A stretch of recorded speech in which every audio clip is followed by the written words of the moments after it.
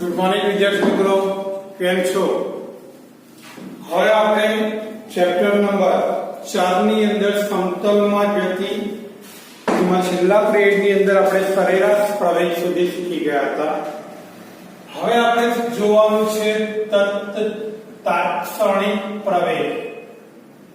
શું આવે? તાત્ક્ષણિક પ્રવેગ. કે તાત્ક્ષણિક પ્રવેગ કોને કહેવામાં આવે છે? તાત્ક્ષણિક પ્રવેગ એટલે કે કોઈ ચોક્કસ સેકન્ડે કણનો પ્રવેગ કેટલો છે તેને આપણે તાત્ક્ષણિક પ્રવેગ કહેવામાં આવે છે. એટલે કે સરેરાશ વેગના મૂલ્યને અથવા તો સરેરાશ વેગ માટેના સમયગાળાને શૂન્ય તરફ લઈ જતા, કઈ તરફ લઈ જતા? શૂન્ય તરફ. કે સરેરાશ પ્રવેગ માટેના સમયગાળાને શૂન્ય તરફ લઈ જતા મળતા પ્રવેગને તાત્ક્ષણિક પ્રવેગ કહે છે. શું કહેવામાં આવે છે? તાત્ક્ષણિક પ્રવેગ. સરેરાશ પ્રવેગ માટે વિદ્યાર્થી મિત્રો આપણે આવું શીખી ગયા હતા. લેસ ધેન a સદિશ ગ્રેટર ધેન બરાબર ડેલ્ટા v સદિશ by delta t. Delta v સદિશ બાય ડેલ્ટા t આવું આપણે શીખી ગયા છીએ. હવે આ જે સમયગાળો ડેલ્ટા t છે એને મારે કઈ તરફ લઈ જવાનો છે? શૂન્ય તરફ. અને સમયગાળાને શૂન્ય તરફ લઈ જવા માટે આપણા જે સૂત્ર છે એની અંદર સરેરાશ પ્રવેગમાં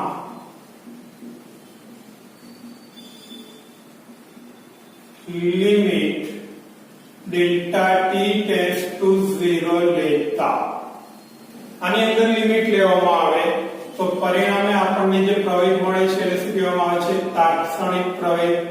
એટલે સદિશ a બરાબર limit delta t tends to 0 delta v સદિશ છેદમાં ડેલ્ટા t.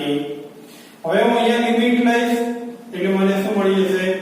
પ્રવેગ a સદિશ બરાબર dv સદિશ છેદમાં dt. dv સદિશ છેદમાં dt. પરંતુ આપણે ભણી ગયા છીએ સારી રીતે કે v સદિશ બરાબર vx i cap plus vy j cap. લખાય કે ન લખાય? અહીંયા વિદ્યાર્થી મિત્રો તમે એવું કહી શકો કે v નું સમયની સાપેક્ષે વિકલન એટલે કે પ્રવેગ એ સદિશ. વેગનું સમયની સાપેક્ષે વિકલન એટલે શું મળી જાય છે? આપણને પ્રવેગ મળે છે. હવે આ તેની કિંમત અહીંયા મૂકી દો તો પરિણામે આપણને શું મળી જશે? a સદિશ બરાબર d by dd vx i cap plus d by dt vy j cap. વેગનું સમયની સાપેક્ષે વિકલન એટલે પ્રવેગ, મતલબ કે ax i cap plus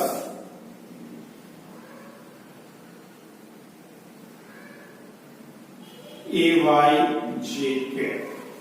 ax i cap plus ay j cap મળે છે. બરોબર? હવે આની અંદર જ આપણે લખી શકીએ વિદ્યાર્થી મિત્રો. હવે વિદ્યાર્થી મિત્રો આપણે જોઈશું a સદિશ બરાબર dv સદિશ બાય dt સદિશ. પરંતુ અગાઉ આપણે ભણી ગયા છીએ તે પ્રમાણે d આ v એટલે તો dr બાય dt થઈ જશે. એટલે કે d square r by dt square. આને આધારે તમે એવું કહી શકો r એટલે સ્થાન સદિશ થશે. તો તમે કહી શકાય કે પ્રવેગ એટલે કે સ્થાનનું સમયની સાપેક્ષે બે વાર વિકલન મતલબ કે પ્રવેગ સ્થાનનું સમયની સાપેક્ષે કેટલી વાર વિકલન કરવામાં આવે બે વાર એટલે આપણને શું મળે છે વિદ્યાર્થી મિત્રો પ્રવેગ મળે છે આ જે પ્રવેગની દિશા છે ખાસ સમજો કે જેમ જેમ સમયગાળો બદલાય તેમ વેગની દિશા બદલાય તેવું આપણે અગાઉ ભણી ગયા છીએ તો પ્રવેગની દિશા હંમેશા વેગમાં થતા ફેરફાર ની દિશામાં હોય છે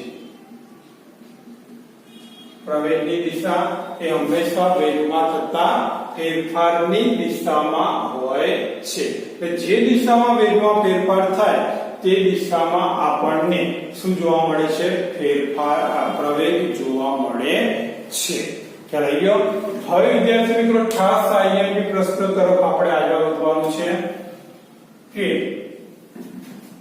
આલેખની રીત દ્વારા કઈ પદ્ધતિ દ્વારા દ્વિપરિમાણમાં અચળ પ્રવેગી ગતિના સમીકરણો આલેખની રીતે મેળવો સો દ્વિપરિમાણમાં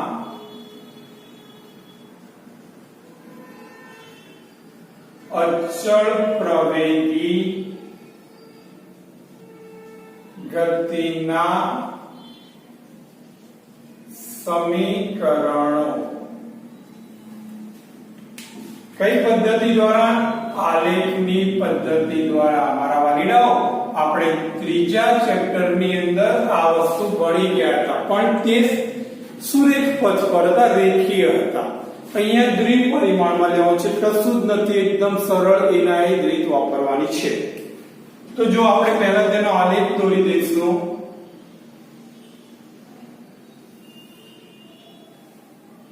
તો તેના આલેખને આપણે દોરીએ તે આલેખની અંદર ધારો કે કોઈ એક કણનો પ્રારંભિક પ્રવેગ u છે ત્યારે સમયગાળો અહીંયા t બરાબર 0 છે ત્યાંથી તે a જેટલા પ્રવેગથી ગતિ કરે અને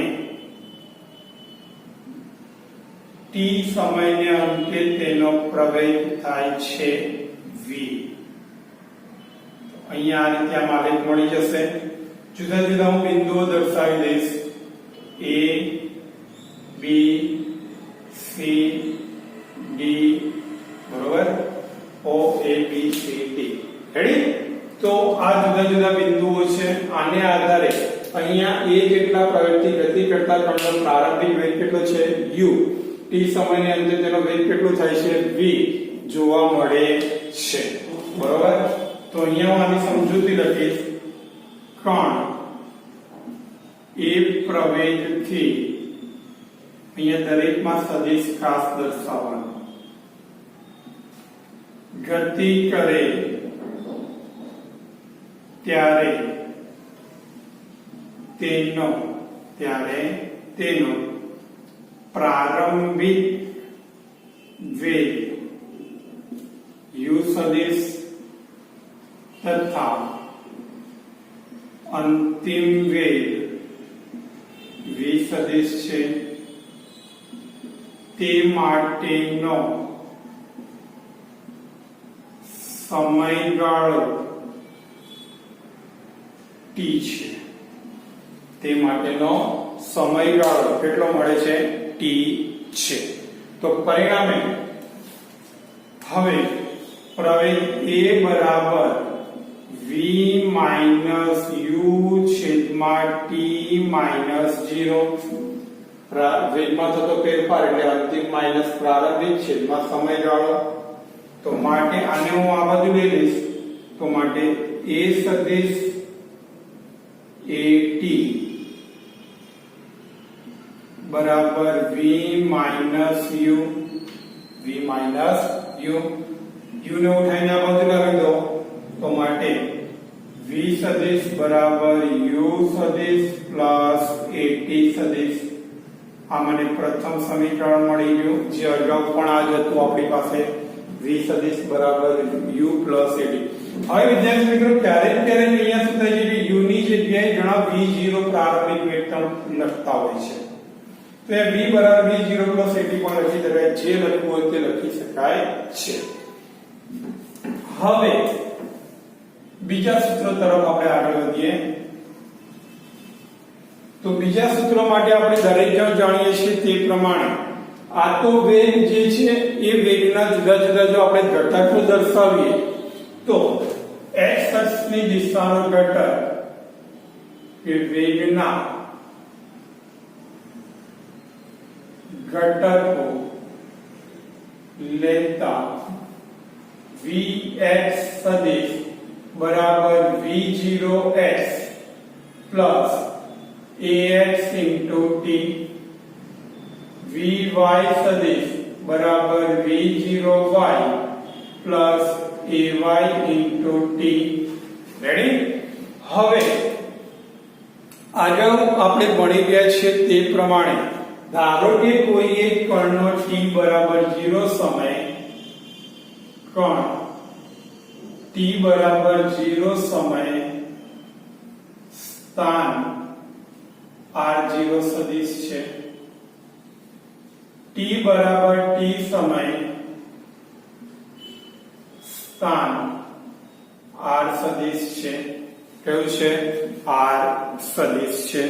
તો પરિણામે તેનો સરેરાશ વેગ v બરાબર v પ્લસ v0/2. તો પરિણામે તેને કાપેલું અંતર અથવા તો t સમયમાં કરેલું સ્થાનાંતર. અહીંયા એક કામ કરીએ છીએ, આપણે આને v0 લઈ લઈએ છીએ એટલે અહીંયા સરળતા થશે, કારણ કે બધામાં એ રીતે દર્શાવવું પડશે આપણે.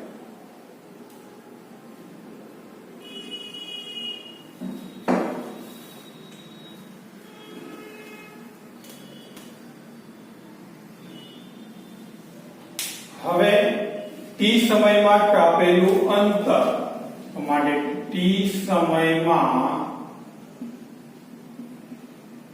કરેલું સ્થાનાંતર અંતિમ સ્થાન માઈનસ પ્રારંભિક સ્થાન r માઈનસ r0 બરાબર સરેરાશ વેગ એટલે કે v પ્લસ v0/2 ઇન્ટુ વેગ સરેરાશ વેગ ગુણ્યા સમય. ચલો v બરાબર તો શું હતું અહીંયા મેળવ્યું હતું v0 પ્લસ at. તો અહીંયા હું લખી દઈશ. તો માટે r માઈનસ r0 બરાબર v0 plus at plus v0/2 into t. r minus r0 v0 ને v0 એટલે 2v0 આ t ને ગુણી દઈશ અંદર પ્લસ at²/2. ચલો 2 ને બંનેના છેદમાં અલગ અલગ લઈ લઈએ આપણે. તો r માઈનસ r0 બરાબર v0t પ્લસ 1/2 at². બરોબર? r0 ને ઉઠાઈને પેલી બાજુ લઈ જાઓ તો r બરાબર r0 plus v0t plus 1/2 at². આ મને બીજું સૂત્ર મળી ગયું. બરોબર?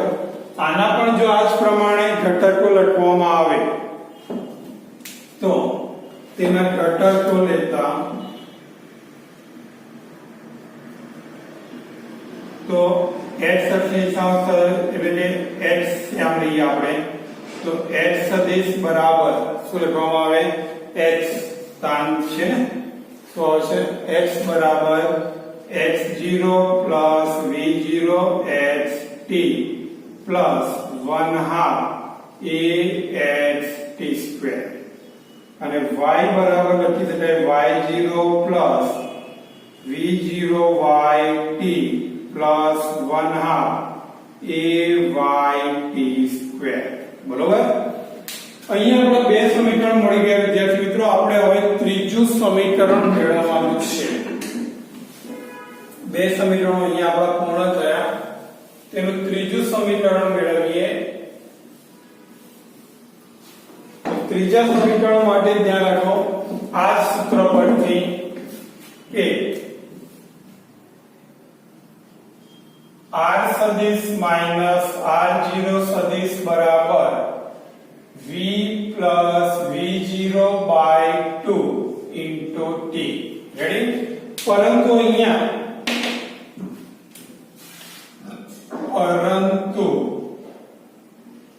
a સદિશ બરાબર v minus v0 by t.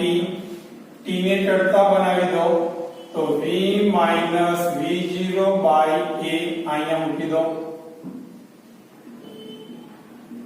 આ t ની કિંમત અહીંયા મૂકો તો પરિણામે શું થઈ જશે? r સદિશ માઈનસ r0 સદિશ બરાબર v plus v0 by 2 v minus v0 by a.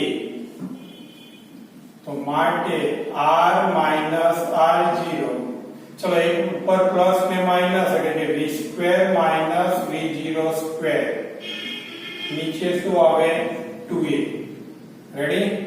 તો આ 2a ને આ બાજુ લઈ લો તો v square minus v0 square બરાબર 2a સદિશ ઇન્ટુ r માઈનસ r0. આ મને ત્રીજું સમીકરણ મળ્યું. બરોબર? તો આ રીતે આપણે જુદા જુદા સમીકરણો મેળવી શકાય છે. ખ્યાલ આવી ગયો? તો હવે એના પછી વિદ્યાર્થી મિત્રો આ સૂત્ર ખાસ યાદ રાખજો. હવે એના પછી આવે છે સાપેક્ષ વેગ. શું આવે છે? સાપેક્ષ વેગ વિશે આવે. અગાઉ આ ભણી ગયેલા છે, માત્ર આપણે એના સૂત્રો જોવાના છે. સાપેક્ષ વેગ કઈ રીતે મળે છે? સાવ સરળ જ છે, કશું જ નથી ટોપિકમાં. તો સાપેક્ષ વેગની અંદર કયા વેગની અંદર વિદ્યાર્થી મિત્રો?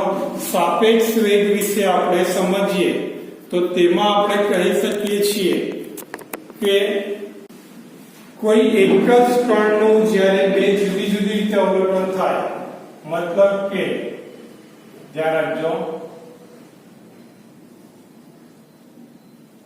સાપેક્ષ વેગની અંદર અવલોકન કરતા કેટલા છે? 2 અને કણ કેટલા છે? 1. આ બાબત ખાસ ધ્યાન રાખો. 2 અવલોકનકાર, 2 અવલોકનકાર A અને B કણ P નું અવલોકન કરે છે. બરોબર? તો અવલોકનકાર A જે છે તે A નિર્દેશ ફ્રેમમાં છે. આ નિર્દેશ ફ્રેમ હું કરી દઈશ.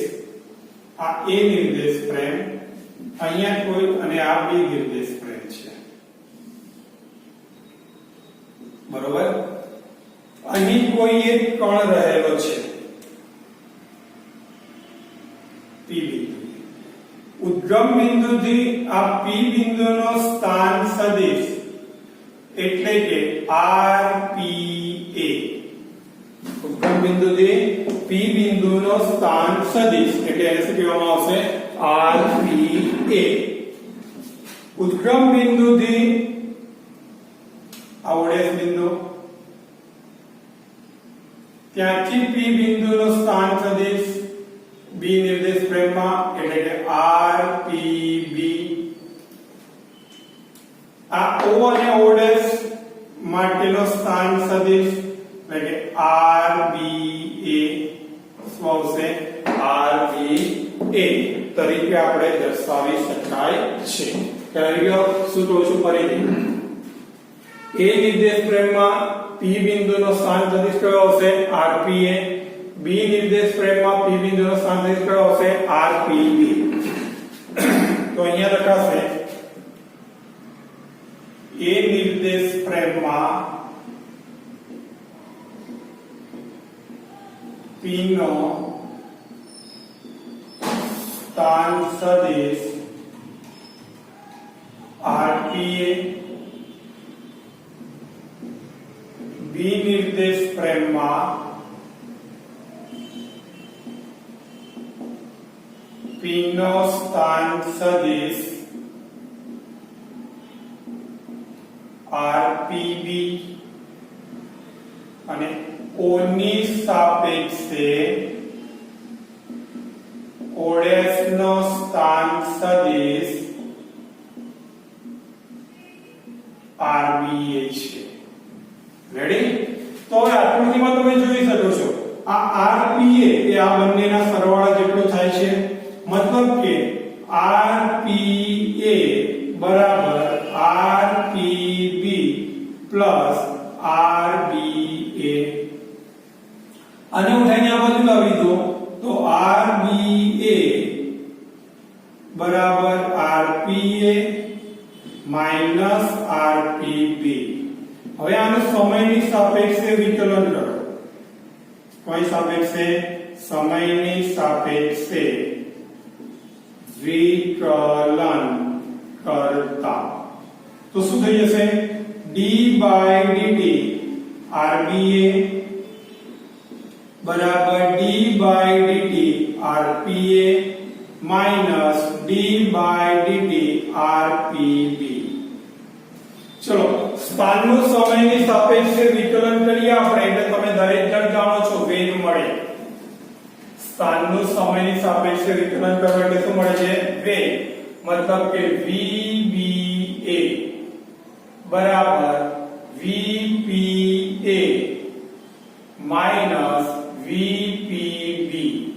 એ VBA બરાબર VPA માઈનસ VPB. બરોબર? VPA એટલે શું? તો A ની સાપેક્ષે B નો વેગ. શું હશે? A ની સાપેક્ષે B નો વેગ. VPA એટલે A ની સાપેક્ષે P નો વેગ. આ બધી વસ્તુ અહીંયા ખાસ દર્શાવવાની કે VBA બરાબર A ની સાપેક્ષે B નો વેગ. VPA A ની સાપેક્ષે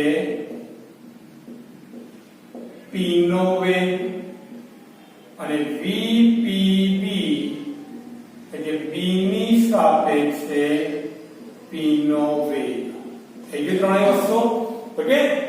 તો આ જે હતું તે બે અવલોકનકાર જ્યારે કોઈ એક જ કણનું અવલોકન કરતા હોય ત્યારે આપણે તેનો વેગ શોધવા માટેનું સૂત્ર. હવે કોઈ એક બે કણ હોય અને એક જ વ્યક્તિ અવલોકન કરતો હોય ત્યારે શું થાય? તો અહીંયા હવે થશે ત્યારે કોઈ બે કણ A અને B નો કોઈ એક જ અવલોકનકાર અવલોકન કરે ત્યારે તો ત્યાં B ની સાપેક્ષે A નો વેગ. ધ્યાન જો B કણનો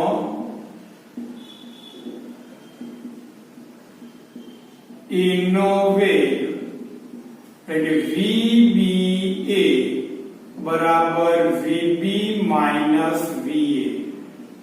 એ જ પ્રમાણે ઉલટાવી દો તો A ની સાપેક્ષે B નો વેગ તો VAB બરાબર VA માઈનસ VB. રેડી? તો અહીંયા બંનેમાં તમે જોઈ શકો છો કે VBA બરાબર માઈનસ VAB થશે કારણ કે બંને પરસ્પર કેવા છે? વિરુદ્ધ છે. બંને કેવા છે વિદ્યાર્થી મિત્રો? પરસ્પર વિરુદ્ધ છે. એટલે A ની સાપેક્ષે B નો વેગ કે B ની સાપેક્ષે A નો વેગ હંમેશા સમાન હોય છે. આવું છે લેવાનું. શું? A ની સાપેક્ષે B નો વેગ કે B ની સાપેક્ષે ઇનોવે હંમેશા સમાન હોય છે. બંને હંમેશા કેવા હોય છે? સમાન જોવા મળે છે. ખ્યાલ આવી ગયો?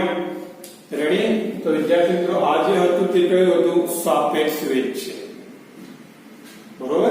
ખ્યાલ આવી ગયો? તો આ સાપેક્ષ વેગ વિશે અહીંયા આટલું ધ્યાન રાખો. હવે આપણે આ ચેપ્ટર ની અંદર માત્ર એક જ ટોપિક બાકી રહ્યો, પ્રક્ષેપ ગતિ, જે આવતા પીરિયડમાં આપણે અભ્યાસ કરીશું. ત્યાં સુધી જય હિન્દ, જય ભારત.